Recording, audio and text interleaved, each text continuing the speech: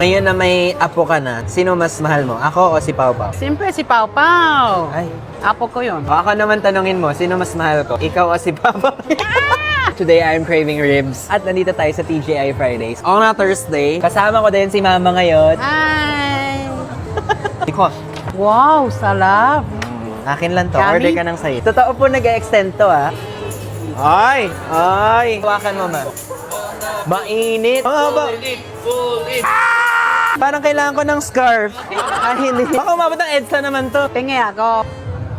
Ayun! Wow! Yummy, yummy, yummy. Yummy, yummy, yummy. Thank you. Uy, ano ba? 31st anniversary nila ngayon. Nung high school ako, always kami nagpa-Fridays kapag may occasion lang. Siyempre, nag-iipon kami. Nate. Ngayon, hindi ka na nag-iipon. Ayun, anytime na.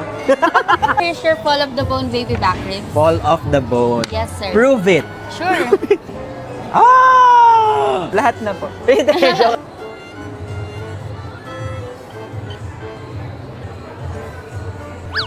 Hindi na ako, baby. Meron sila dito, only mojito.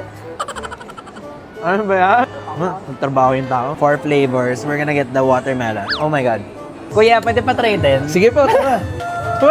Magiging 360 siya sa ganun, sir. Wait lang, cut yun. Ayun, palakpakan na. Dali lang pala. Ay. Oh. Woohoo! Naghalo lang siya. Ang daming step. Ginagawa ko yan everyday. Paano yung pinaka-poging pag-serve? Classic. Ayun ah! 3 p.m. pa lang umiinom na.